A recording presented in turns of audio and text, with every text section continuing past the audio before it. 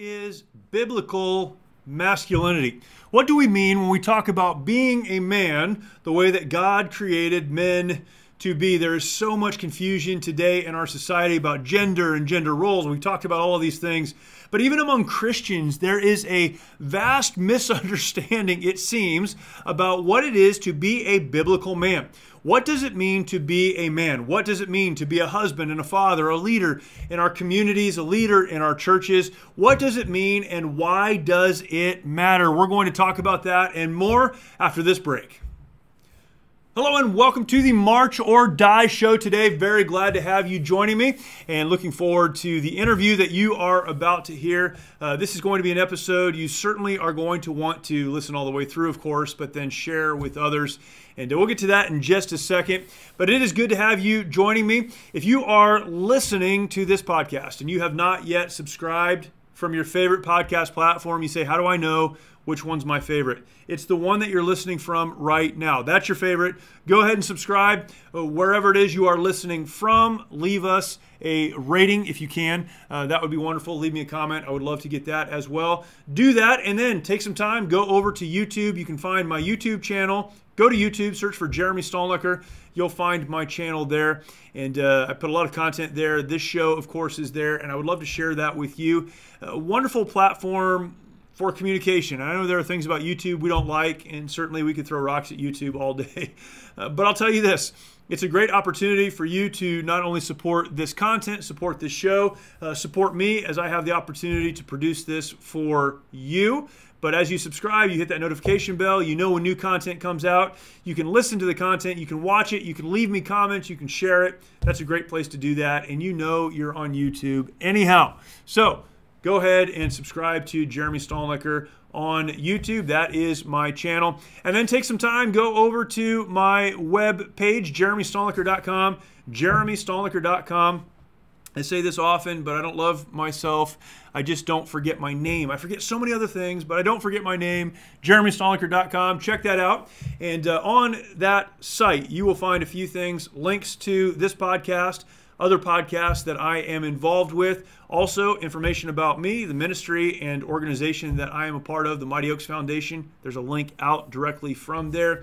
My blog is there. I write every single week, putting out content, again, available to you, intended to be helpful for you. And there is a place for you to sign up for my weekly newsletter every Friday morning, wherever you are, into your inbox directly. I know you get a lot of junk. This isn't junk. This is great content. It's helpful content, and I'm not selling anything. I'm not pitching you anything. Just pushing content directly to you. Sometimes it is devotional, other times blogs that I have written, other information, content that I've produced, and typically a verse of the week, a quote of the week. I'd love to share that with you. Please go to jeremystolnecker.com. You can sign up for that newsletter. Just put your email address in there, and we'll get that out to you. Thank you again for joining. March or Die, of course, is the show where we talk about putting one foot in front of the other. In life, it's easier to stay where you are and die, but really, we understand the necessity, the need to not stay where we are, to not give in, to not hit it into neutral and just coast. That's death. But rather to march, to put one foot in front of the other, to move toward that objective that God has set before you. And there are so many things that we talk about, so many principles, so many perspectives that we take on this. Today we are going to talk about what it is to be a man. What is biblical masculinity? And I want to have this conversation for a lot of reasons. Number one, it's a very important conversation, particularly at this point in time in our society, in our culture. Two, my guest, this is his life. He talks about this. He writes about this. And we have a great opportunity to talk about this together. Thankful for that. But beyond that, I believe that so many men, even Christian men, men in the church, husbands and fathers, have chosen death. Not physically. They're still alive. They're going to work. They're doing the things they're supposed to do. But they've chosen death. They have decided that it would be easier to stay where they are, to kick it into neutral, to just get by, to just make it. They've chosen death. When really what they need to do is understand what God has created them to do, who God has created them to be, how they can be the men that God has created them to be, what biblical masculinity looks like, how they can lead their families, how they can lead in their own communities and in church, how they can do that. That's marching. It's putting one foot in front of the other in spite of the obstacles, the difficulties, the trials, and the traumas of life. And very grateful to have on with me a tremendous guest. Kyle Thompson is with us. You're going to hear this interview in just a second. Kyle is the founder of Undaunted.life. That is his ministry to men. I'm going to read directly off of his website just to encapsulate what they do. It's fantastic. The mission of Undaunted.life is equipping men to push back darkness. They do this by providing content that leads men to forge spiritual, mental, and physical resilience. Kyle is also the host of Undaunted.life, a man's podcast. So many great resources. I will link out to his webpage so that you can find those. But a wonderful conversation, and I know that it's one hopefully that you will enjoy. But beyond enjoying it, I hope that it will be a challenge to you. Listen all the way through. Share this out with men in your life. You'll be happy that you did. Please enjoy this conversation with Kyle Thompson. Kyle Thompson, thanks for joining me, man. Really appreciate it. Happy to be here. Thanks for the invite. Yes, sir. You have a lot going on right now. We talked about this a little bit last week, getting ready for a hunt, and you're right in the middle of training for that, which we were just talking about, which I think is pretty crazy. Pretty funny, actually. Let's not. People hear training and they think I'm like running hills or running a marathon every day like Cam Hanes. No. I'm taking like a hunter safety course, which, isn't like a reasonable length one. It's like 4 hours long. But if I don't do it, then they won't let me hunt in Colorado. So that's what I'm training to do right now. I'm not doing anything cool. Are you in that course with like 6-year-old kids who are also going through the hunter safety course? Well, see, here's the thing, is I'm not going to hate on hunter safety courses because there's a lot of stuff in there that you can know, and I didn't grow up hunting in a family that hunted, and so some of that's good information. It's just annoying that, you're this close, and I should be worried about making sure I'm taking the right shot, making sure I've got the right gear, don't want to get caught out miles away from anybody and not have the right stuff, and here I am, like, answering questions that say, yes, I know what a trigger does, yes, I know what projectiles do whenever they hit flesh, and so it is what it is. I remember the first time I took a hunter safety course, I was out of the Marine Corps for probably, I don't know, maybe 2 months. And out of the Marine Corps means I came back from Iraq and I was out of the Marine Corps. And then I'm going through this class like, hey, let's go over the nomenclature of the weapon system. Don't ever point at anything you don't, all the basic stuff, which again, I am sure it's good, but maybe they should ask where you're coming from when they put you through a course like that. But yeah, I know they got their standards, so I'm not going to hate on them too bad. So let's start with your story, the Undaunted life, the work that you're involved in. Where does one start to end up where you are right now, doing the work that you're doing? Yeah, I guess the long story short is that I became a Christian as a sophomore in high school. And so as a 10th grader, you're learning how to be a man, at that time period, right? If you're a male, which now we have to be very careful about even saying that. But as a male, as a human being with Y chromosomes, I'm learning what it means to be a man around the same time I'm learning what it means to be a Christian. And whenever I looked inside the church I was attending at the time, I saw a major divergence between the men I saw as manly and the men that I saw as godly. I didn't see them as the same person. So the manly men were outside the church doing man stuff, and the godly men were inside the church praying for people and putting hands on people and giving them limp wrist handshakes and all those types of things. I was like, okay. And so, that dichotomy kind of, worked its way into my early 20s. Then I started getting involved with some men's ministries, read Wild at Heart for the first time, and John Eldridge is now a mentor of mine, which is pretty cool. But I saw most men's ministries as just women's ministries that were repackaged for men. And I was just like, well, that's weird. Like, we shouldn't necessarily do that. But it all kind of came to a head when I helped this organization kind of get off the ground and get started. But they kind of got really big, but wanted to move really, really slow. And I was like, yeah, this isn't really my thing. And so I just realized that there were a lot of men that are out there that are kind of rougher around the edges. You like me, kind of your typical masculine guys that maybe like to fight. And, they like, they don't necessarily agree with some of the words that are said from the sermons, and they don't really like a lot of the music, and they don't really know why. And I felt like a lot of those guys that were rougher around the edges, active duty and retired military, police officers, MMA fighters, those types of guys were going to miss out on who Jesus was because they walk into his church and see all these soft, doughy looking men, and they're like, yeah, I don't want to be one of these people. And so that led to Undaunted Life. That led to a 21-day devotional on the YouVersion Bible app that's been completed, tons and tons of times at this point, and then led to the podcast and on, and here we are years later. How did you begin to understand what a biblical man is, or this idea of biblical masculinity? how did you start to put those pieces together? Because again, there is kind of this view of a Christian man is this and a masculine man is this. I feel like some of that is changing in a lot of churches because of conversations like this. But in your own experience, your own walk, how did you start to put those pieces together?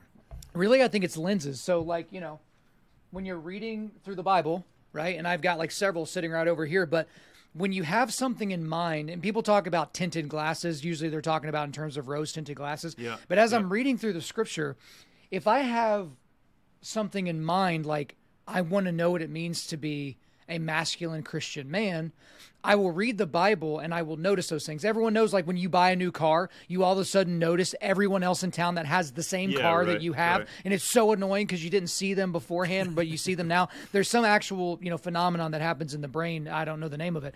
But I guess whenever you have that in mind and you're desperately searching for that, the Bible will reveal that to you. Now, the common thing that you need to make sure you don't do is that you don't read something into the text that's not there. Yeah, and so that's kind of easy to do, where you read something, and we're in this modern culture where we love scriptures that fit on T-shirts and on coffee mugs and on stuff like that. We don't really like digging into context because that requires a little bit more than a univariate analysis. But I think that's kind of where it went. But obviously, to simplify it, Jeremy, go back to the Gospels, because if Jesus is the Christ, if he is a perfect sinless man, that means he was the most masculine, most manly, testosterone-filled man in history. Right. But if I were to walk up to people in a coffee shop or in Lowe's or in just some random store and ask them to tell me, hey, think in all of history, and these are people people you don't know, people that are alive today, people that are dead, whatever, who are the manliest men that you can think of? And I've talked about this before when I've spoken live. Like, they may think of political people like a George Washington or a Theodore Roosevelt. Maybe they're going to think of authors like a Jack London or an Ernest Hemingway. Maybe they're going to think about like something in Hollywood, like the John Wayne characters or some of the Clint Eastwood Westerns. Maybe they're going to think of kind of modern military giants and heroes and influencers like a Jocko Willink or Tim Kennedy. Maybe it's Cam Hanes or David Goggins or Joe Rogan or something like that. But what all those guys are missing is a perfect sinless life. And so, but the thing is, in most of these guys that I would ask this question to, they're not going to say Jesus of Nazareth.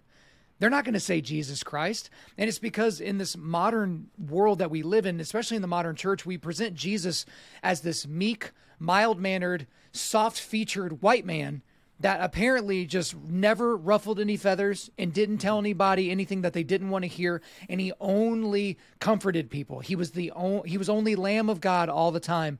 But when you actually read the book, Jeremy, you don't get that vision at all. You see someone that was perfectly 100% lamb and perfectly 100% lion, 100% grace, 100% truth. Yeah. So start with the Gospels, but I made this point last night at a speaking engagement. It's like, if you look at the red letters in the Bible as if they're different, you don't understand the triune nature of God. The entire Bible is red letters. Because if Jesus is part of the Godhead, it's all him. And I'm getting off into a sermon now, but hopefully that answers your question. Yeah, it's good. It's funny you kind of draw that. He was both. I have been studying, for the last couple of weeks on Matthew chapter 11. That's the chapter that ends with, "Come unto me, all you labor and are heavy laden, I'll give you rest." And I preached on that yesterday. I had the opportunity to preach at my church and preached on that. But it's a crazy passage because it begins with John the Baptist, who's in prison, sending people to Jesus to ask, are you the Messiah? Are we waiting for someone else? Jesus answers that question to those disciples with the crowd gathered around him. And then he ends with the phrase, there's violence against heaven and the violent take it by force, or something like that. And then he goes to the religious leaders who were standing there, and he just, directly looks into their souls and says, look, you didn't repent. Because you didn't repent, there will be consequences. If Sodom and Gomorrah had heard the message I've been preaching, they'd still be here today because they would have repented, they would have responded. And the end of that passage is then Jesus looking at the other people going, hey, I know things are tough. Come unto me, all you who labor. And it's a crazy passage because he goes through these various levels of conversation. And I think that's what we've missed when we talk about biblical masculinity. Masculinity, an example of Jesus Christ, is the nuance that you can be a tender-hearted father caring for your kids, and you can be, the warrior at home defending your family. You can stand up for what's right. You can be gentle when that's needed. Why have we missed that? Why have churches typically, and I say churches very broadly, there are good churches who get this right, but Why do churches very broadly miss that dichotomy of who Jesus is and therefore who we are as men, since we're talking about men? Right. Well, we feminize the church, and the Lamb of God fits that feminized version of modernity, whereas the Lion of Judah doesn't really. And you could go back, and there's a lot to unpack here, but you can go back to the Industrial Revolution and the World Wars. Because with those things, the Industrial Revolution took a lot of the men out of the home and put them underground or in a factory for, 15, 16 hours a day. The World Wars, World War I, World War II, the able-bodied, virile, testosterone-filled young leader men of the community were off fighting in some godforsaken battlefield in Europe, right? And so the only people left inside the churches were the young, the old, and the sickly, and the weak. Right, the people that couldn't even volunteer or be drafted into military service. And so if you're a pastor, and a lot of pastors tend to be a little bit more artistic. I am painting with a broad brush here, but they tend to be more artistic. They don't tend to check some of the typical masculine boxes in a lot of ways. And when you look out in your crowd and you see mainly women and children, don't you think that the sermon content and the musical content and the decorations of that facility are going to bend towards your audience? It's basic marketing to a degree, right? So books have kind of written about that. Like, what is Caleb's number one type of listener? I think that their name is Becky. And Becky is a 30-something-year-old soccer mom that's running errands during the day and picking up her kids from school and getting their lunches together and giving them baths and putting them to bed. And so that woman doesn't want to hear about the conquering God. That woman doesn't want to hear about the power of the Lion of Judah, the judgment where Jesus comes back, with his robe dipped in blood, with a sword in his mouth and a tattoo on his leg. That doesn't sound as good when you're singing the chorus for the 74th time, like the latest Elevation Worship or Hillsong song. And so when you take all of that together, we get to this point where we have a modern church that may as well have neon signs outside saying, "Men, this is not for you. We don't have you in mind. When we think of our sermons, we don't have you in mind. When we pick our songs, when we pick the key that we sing the songs in, we don't have you in mind." And so what men do, and you know this, if there's no way for you to win the game, most men don't even want to play. It's not even I'm going to take my ball and go home. It's I'm not even going to go to the field. And so men will go where they can feel powerful and needed. And so that may be the garage, that may be the arms of another woman, that may be the range. They're going to go somewhere else. And so then on Father's Day, the preachers love to get up there and lament that there aren't any good, strong men there. Hey, we did this once a year chili cook-off. We brought in this old football player to come and speak, and only a few dozen of you guys showed up. What's wrong with you? It's like, what's wrong with us? What's wrong with us? What's wrong with you? What's wrong with the church that doesn't focus on being man-friendly? You just focus on throwing a couple of man programs every now and then. Like when I go to speak at churches, they don't have a budget for men's speakers. They usually have to get people to donate money to have me come and speak. It's because we're not even a line item. Right? There's not a men's pastor or any of those types of things at these churches. And we all just look around and we love to lament that the men aren't in the church anymore. It's like, well, what are you doing to fix that? So and I agree with everything that you just said, and I hope that people listening agree with what you just said. So here's the next question, though, that goes along with that. If churches are geared toward a primarily female audience, and we're told that something like 70% of churchgoers are women, I don't know if that's an exact number, but generally speaking, okay, if that's a marketing decision, that is the pastor and the staff creating a service for the people that are there and the people that will respond, that makes sense, then how is adjusting the message to men so that we can attract more men and bring more men into the church not the same thing? And here's the question that goes along with that. Is this idea of we need to have songs and services and activities and events for men, is it simply something that is attractional to bring men to the church? Or is there a reason that men need to be coming to the church? And I hope that question is clear. I feel like our culture is intentionally undermining men because of the order in which God has placed society. That a healthy society, a society that will grow and be fruitful and have healthy families, needs strong men. So there is an overt attempt. This is the gender ideology stuff. This is all the stuff we're dealing with. To undermine men, to destroy men. The church has fallen in line with that for one reason or another. What is the reason that men need to come into the church, become active in the church, understand their role as given to them by God? Why do we need that to happen? So how you initially couched the question, you're describing it as if both things are fundamentally the same and superficially different, but it's the exact opposite. They're superficially the same and fundamentally different. Because you could look at it like, oh, I'm shifting to where we're going to just try to attract the men now. And so let's try to swing it to 70% man and kind of get... Right. That's not how it works, though, and it's because of what you eventually said, because of the ordering. And I think that's how some people look at it, though, is like, well, okay, you're just remarketing or repackaging. Well, they're that's dumb. Not the case. And so it's like, it's pearls before swine at that point. It's like, do you want me to draw you a picture? Because like the truth of the matter is like, because of the ordering of society and the ordering of humanity and the ordering of creation, as you just put it, whenever things are in order, we don't have those imbalances. Right? Because I don't think there is a way where you can get 70% of people at a church to be men, and then there's just going to be a few women and children kind of smattering along. Right. And the same thing is true is that when you have a family, read the book Family Shepherds by Vodi Bakum. That's one of his books that really no one even knows about. That was written 10 years ago. But he talks about a man that is the spiritual center of his household, who is catechizing his wife and children and is leading them spiritually. And that is a household where the woman is not oppressed. She is elevated to an extreme degree. She's more beautiful than she could ever be in the eyes of society. And the children aren't ruled over in some sort of authoritarian, totalitarian regime. They are elevated in a way that they don't even understand, which isn't even going to really hit their brains until they have children someday and they realize, oh my gosh, all parents don't do what my dad did. Like this is incredible. And so when I say that is, if the right ordering of creation is that woman is to be a helper for man, she is the weaker vessel. In a complementarian sense, she is just as valuable to God, but has been given different roles.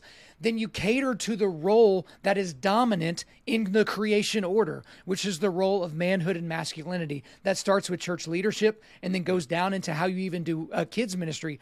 But then we get into all these other things about, well, what about all the egalitarian churches? What about all the LGBTQ affirming churches? What about the churches that say it's okay to murder babies in the womb? This gets way out into a lot of other areas. But just to address that thing, if you think that if we cater to the men that these churches will fold up, then you have not read the Bible. You don't understand the power of creation and the order with which it was created in. Yeah, that's good. That's such a great way to explain that. It's funny because I also believe, in spite of the feminist movement and all of the things that we're experiencing culturally, and it's crazy and it's upside down, that women desire to have authentic masculine men in their lives, and they desire to I won't say follow, but I think be in a congregation, to be in a place where men are assuming the role that God gave to them, and that grows everything exponentially, not only the church, but also within the community. What can men, this is, by the way, for those listening, this is not what I asked you to come on and talk about. Here we are.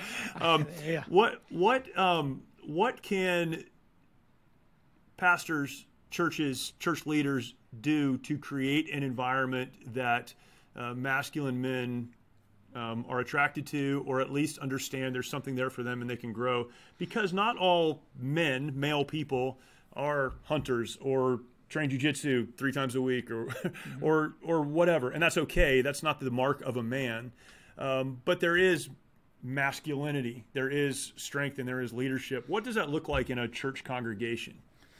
So I think this is one of those things, Jeremy, that people can super overcomplicate and they can theorize. It's like those people that are significantly overweight, and as opposed to just putting on their shoes and going for a run in the morning, they're going to do 6 months of research on the best type of shoe for their foot and get their foot measured and what type of foam in the sole is best for this particular pavement in this part of the world, as opposed to just going and running. So there is a little bit of that here.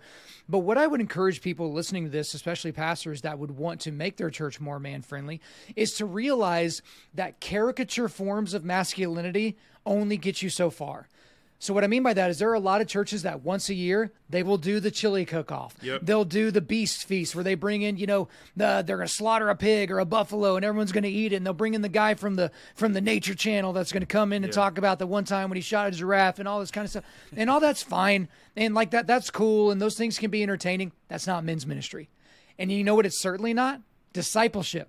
Right. And that's where you really get into the meat of what a church is. I'll put it to you this way. A couple of weeks ago, I was invited to speak at this men's event in Eufaula, Oklahoma, small town that got great lakes out there and all kinds of stuff. And I come in there, And at the end, I kind of added it last minute in the afternoon. I added, basically an altar call, a presentation of the gospel, because I was like in a room like this and I could feel the weight of it before I even went out there and talked. I was like, man, there are people in this room that need Jesus. This isn't a bunch of churched and unchurched people. There's lost people in this room. And at the end of the service, it ended up being like 12, 13 guys gave their lives to Christ that night. Yeah. And I immediately, as soon as I'm done talking, I'm good to just leave. Like, I'll leave out the back door. Yeah. Like, if people forget my name but remember the message, that's all for it. Yeah. But the guy that did the event, that booked me, and the pastor of the church that we presented at, I implored them immediately after it was over. I said, guys, discipleship starts now.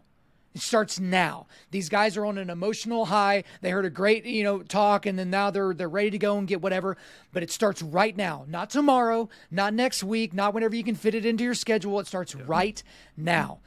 Worry about discipling your men, because if you want your men to be engaged in the local church, well, we have a book here of ancient texts, God-breathed, that tells us that we should support the local church, not just with our money, but with our time and our attention. And that will also extend to what we do inside of our homes, catechizing our wives and children, and bringing our children up in the ways of the Lord and teaching them biblical ethics about things like sex and money and power and all those types of things. And you would be shocked at what type of an impact you'll have. But don't just do the camo stuff. Don't just do the meat stuff, because here's the thing. I don't care what you like to do in your off time. I check those caricature boxes. I like four-wheel drive trucks. I train jiu-jitsu all the time. I like to shoot. I like to eat meat. I like to drink whiskey and smoke cigars. I check those boxes. But let's say you're into cooking and classical music and writing poetry and some things that don't seem like a modern form of masculinity. I don't care. I care about whether you cultivate spiritual, mental, and physical resilience on a daily basis, because that's what a man is. And if you do all that and you meek yourself under Christ, and that's a good time to get into the word meek, which is, in our modern parlance, we think of that as weakness. But meekness, I don't know if most of your listeners know anything about horses, but when you meek a war horse, you don't take the war horse's power, because then he's no longer a war horse. He's not useful in battle. But when you meek a war horse, you make it to where all of their incredible power is available, but under the guidance of the rider. And so think about that in a godly Christian context. Make it to where the men in your church have every last ounce of their strength. And I don't just mean physically. And then you make sure that it is tethered to the guidance of the Almighty God, and just look at what will happen in your church. Enough of the once a year things, enough of the once a month Saturday morning pancake breakfast. That is not men's ministry, that's programming. We've got to know the difference. That's good. Man, discipleship is so important there. It's funny to hear you talk about when you speak at a church and talking about discipleship starts now. I go to a lot of places where I speak. Sunday morning may be a little bit different, but a men's event of some kind. And I'll say, how do you want this to end? And typically, very, very often, as I'm surprised, very often the person who organized it will say, well, why don't you just end it and then we'll be done? And I'll say, no, I can't do that, because I'm leaving. You're staying. I need to come to a point where I then hand it over to you, and you need to end it so that the men here understand when they need help, discipleship, encouragement, all those things that we just talked about. They come to you and you do that. But I think that piece is missing from so many people. It's an event, have someone come speak, whatever is said will carry them over to the next event. And if the church misses the discipleship piece, there's not going to be a next event, or the guys who are here now won't be at that next event. Well, what's funny about that is I tell people, because when they ask me, so I very rarely get asked to, hey, will you come in and talk about this? Most people have listened to my show for a long period of time, and they're just like, we're going to give you latitude to talk about whatever you want to talk about, and we'll just trust you. And I'm like, great, that's what I want. But if they press me, they're going to like, what are you going to do when you get here? And I basically tell them, I think I answered this, randomly years ago, and now I just use it as my canned answer. I say, I plan to come in, burn it down, and walk away. That's what I'm going to do. And guess what? And I tell them, I'm like, look, I don't live here. Just like you were saying, I don't go to church here. These aren't my people. These aren't my foxhole dudes. None of these people are consequential to my life, or vice versa. Like, if I go up and poke one of these dudes in the chest, they don't have to take me seriously, because I'm just a random dude that they brought in to speak, right? And so it's like, I plan to burn off all the stuff that's not needed, and then you get to sift through the ashes and evaluate what's left, and then figure out what's worth rebuilding. And so that may seem a little grandiose for someone to say who's just coming in to be a guest speaker, but that's my plan. Like, I mean, because again, I'm not going to come in there and just tell these guys how good they are and how they just need to make minor adjustments and they'll be better moral people. No, I want to come in and let you know that you are deeply depraved. And if you're not saved by the blood of the Lamb, you won't be saved by anything, including and especially your own works. And I'm sorry, that's not the nicest, cleanest, most soft thing that somebody could talk about. And if you're not wanting to deal with the ashes, then don't book me. Yeah. Well, and I think that should be the goal of a men's event. Again, I get asked this question, what should our goal be? The goal should be to help create some momentum where there isn't any, or to add gas to the flame that's burning so that you can continue to work with these men. And that discipleship is not a program, as you mentioned. It's men coming alongside of other men and men encouraging other men. I was a pastor. I was a guy who had been in the Marine Corps. I thought I understood leadership, and then I had kids. And if you ever think you understand leadership, have some kids, and you realize you're struggling. Yeah. My son, who is 21 now and works for our police department here locally, he was not doing well as like a 10-year-old kid, 11-year-old kid, and so I found a good jiu-jitsu gym, and we got him into jiu-jitsu, and he started training, and he loved it. He was there all the time, and he ended up like basically living there and taking every class they let him take. And there came a point in that journey of his that I realized if I was going to connect with my son, I needed to be where he was. And so I started training as well. And this was, 5 or 6 years ago. And we still train together today. Now he teaches the class, and I still go to his class. But that process, it had nothing to do with jiu-jitsu for me. It doesn't. I know a lot of people who train. I mean, you and I, both know Chad Robichaux is a 3rd or 4th degree black belt. And I know a lot of people who train. Jiu-jitsu is wonderful. I watch it. I like it. But that matters very little to me. What matters more is I had an opportunity to disciple my son by being with him and the conversations we had and all that went along with that. And that's how I view what you're talking about with men's ministry. The events, the things, the special speakers, the breakfast, the lunch, whatever. That's an excuse to put men together so that the process of discipleship can take place. That's super powerful. You've got to understand that. Well, and beyond that, Jeremy, think about it. Think of those events as events. So I train all the time. And I don't just mean jiu-jitsu. I lift, I do cardio, I stretch, I train jiu-jitsu, I train boxing and Muay Thai and kickboxing. Like I do those things, right? But a tournament, a jiu-jitsu tournament is an event. Right. A mud run is an event. The Murph is an event. Chad 1000X is an event, right? But guess what? You can't do those events if you're not training all the other days. Correct. Yeah. And I work out alone. And aside from a couple of years with a buddy right after college, I've lifted alone since I was 15 years old. Right. And so guess what? When I'm training in my garage, no one knows if I took the last set off. No one knows if I didn't do that last rep. If I'm running sprints, they don't know if I dogged it on the middle 3 or 4 sprints and then just turned it up at the end to pretend as if I worked hard the whole time. No one knows that except me. Because I know that when the lights are on at some point, if I gas out in a tournament, that's not his fault. That's my fault. If I gas out doing an event or, fall flat on my face or got to take a bunch of extra breaks when I'm working out with somebody else, that's a me problem. And so look at that directly with what's happening with the men in your flock. They have a major attack of conscience, attack of faith crisis hit their life. That one of their kids dies or their wife gets cancer or something like that. And all of a sudden they don't believe in God anymore. That is indicative of somebody that hadn't been training year round to be able to deal with a circumstance like that where the foundations of their life cracked and crumbled beneath their feet. And so that's what you need to make sure the men are doing, because getting a guy to show up to an event is hard, but it's not impossible, right? But making sure that there are sages that are putting wisdom into the guys that are kind of middle life and then putting wisdom into young men, and the young men are putting wisdom into younger men. It is incredible. Like this. Again, it's not hard to figure out. It's hard to do. That's good. Man, so much more there. I love it. Where can people follow you, listen to your podcast, get your books, all the rest of it? Yeah, so no books yet. You're just another person bothering me to write a book. So thanks a lot, Jeremy. But I'll get to it eventually. Yeah, everybody shut up. So Undaunted Life, a man's podcast. We're everywhere you get your podcasts: Apple Podcasts, Spotify, Google Play, all those different places. Our website is just undaunted.life, so www.undaunted.life. We're basically at Undaunted Life on all different social medias, but we're only really active on Instagram and Facebook, so you won't be able to really do much with us anywhere else. But yeah, we'd love to have you guys over there. And I did want to also mention as well. We're basically a listener-supported company and ministry, so we get a little bit of money from advertisements on our show, but the overwhelming majority of how we're able to even keep the lights on, to keep producing the content that we produce, and all the stuff we have coming in 2023, which is going to be absolutely insane, is because we have guys that go to our website, they hop on our donation page, and they're giving to us on a monthly basis. We got dudes giving $5 a month, $50 a month, $500 a month.